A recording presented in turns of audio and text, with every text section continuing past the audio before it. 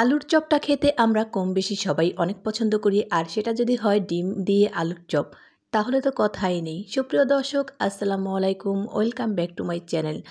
প্রিয় দর্শক, ভিডিওটি ভালো লাগলে লাইক কমেন্ট শেয়ার করতে ভুলবে না এবং চ্যানেলটি সাবস্ক্রাইব করে পাশেই থাকুন। আজকের রেসিপিতে থাকছে আলু আর ডিমের চপ।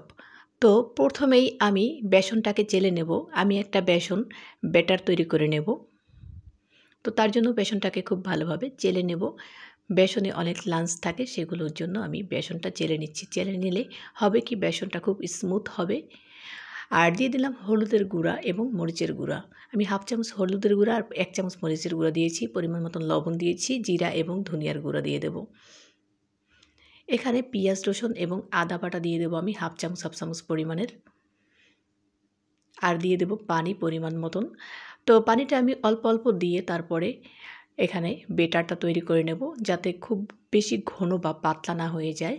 অল্প অল্প পানি আমি এখানে সেজন্য মিক্সড করছি। একসাথে পানিগুলো দিতে যাবেন না, তাহলে কিন্তু পাতলা হয়ে যেতে পারে। তো পরিমাণ অনুযায়ী পানিটা মিক্সড করতে হবে। তো বেটারটা মিক্স করা হয়ে গেছে। এখন আমি সেদ্ধ করে নিয়েছিলাম 2টো আলু, সেই আলুটাকে আমি ম্যাশ করে নেব। আমি হাত দিয়ে ডলে নিচ্ছি, আপনারা চাইলে যে কোনো কিছু দিয়ে ম্যাশ করে নিতে পারেন। এই আলুর চপটা কিন্তু বাচ্চা থেকে বড় সবাই খুব পছন্দ করবে, আর ইফতারিতে হতে পারে বেস্ট একটা আইটেম। আপনারা চাইলেও এভাবে বানিয়ে নিতে পারেন, ভীষণ মজার হয় খেতে। আমি এই আলুর চপটা যতবার বানিয়েছি সবাই কিন্তু অনেক প্রশংসা করেছে। আজকে আপনাদের সাথে শেয়ার করছি, আশা করি আপনাদেরও এই রেসিপিটি ভালো লাগবে। তো আমি এখানে শুকনো মরিচ ডলে নিয়েছি, সেটা দিয়ে দিয়েছি, আর কাঁচামরিচ কুচি করে দিয়েছি, আর এখানে দিয়েছি পেঁয়াজ কুচি। এখন দিয়ে দেব ধনেপাতা কুচি। তো দিয়ে দেব এখানে জিরার গুঁড়া, ধনিয়ার গুঁড়া। আমি 1 চামচ দিয়েছি, ছোট একটা চামচের। আর দিয়ে দিলাম এখানে আমি চাট মশলাটা। আর দিয়ে দেবো একটুখানি গরম মশলা।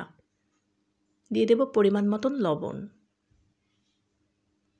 তো এখন আমি সমস্ত উপকরণ দেওয়া হয়ে গেলে তারপরে খুব ভালোভাবে এটাকে মেখে নেব। এটাকে কিন্তু খুব ভালোভাবে মেখে নিতে হবে।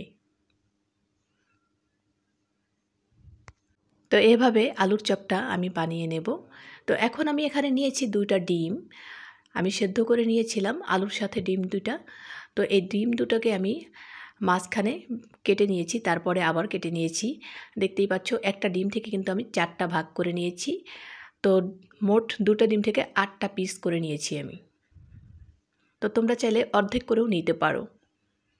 তো এখন আমি হাতে একটু তেল লাগিয়ে তারপরে আলুর পুরটা নিয়ে নেব। আলুর পুরটা চ্যাপ্টা করে নেব। তারপরে কিন্তু 1 পিস ডিম মাঝখানে দিয়ে তারপরে এভাবে কিন্তু আমি একদম ডিমটাকে ঢেকে দেব। তো খুব সুন্দর করে এগুলো বানিয়ে নিয়েছি আমি, চমচমের মতন এগুলোকে তৈরি করে নেব। তো আরেকটা তৈরি করে আমি দেখিয়ে দিচ্ছি কীভাবে তৈরি করেছি, আশা করি বুঝতে পেরেছেন।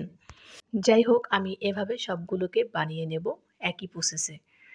তো সবগুলো বানানো হয়ে গেছে। এই পর্যায়ে আপনারা চাইলে এটা কিন্তু ডিপ ফ্রিজে সংরক্ষণ করতে পারেন 2 মাসের মতন। তো যখন ইচ্ছা তখন বের করে এভাবে ভেজে নিলেই হবে। তো আমি যে বেটারটা তৈরি করেছিলাম বেসন দিয়ে, সেটার মধ্যে এখন আলুর চপটাকে দিয়ে তারপরে তেলে ভেজে নিলেই হয়ে যাবে। তো আমি দিয়ে দিলাম একটা একটা করে তেলের মধ্যে। তেলটা কিন্তু মিডিয়াম আঁচে রেখেছি। মিডিয়াম আঁচে এগুলোকে কড়া করে ভেজে নেব। সুন্দর একটা কালার চলে আসলে আমি উঠিয়ে নেব। তো আমি উল্টে পাল্টে এগুলোকে খুব সুন্দর করে ভেজে নেব। ভেজে নেওয়া হয়ে গেলে তারপর তেল ছাড়িয়ে এগুলোকে উঠিয়ে নেব। তো হয়ে গেল আমার আলু আর ডিমের চপ। আশা করি ভিডিওটি ভালো লেগেছে। ভিডিওটি ভালো লাগলে চ্যানেলটির সাথেই থাকো। যারা ফেসবুক থেকে দেখছেন তারা পেজটি ফলো দিয়ে পাশে থাকুন। সবাই অনেক বেশি ভালো থাকুন। দেখা হবে নেক্সট ভিডিওতে। আল্লাহ হাফেজ, আসসালামু আলাইকুম।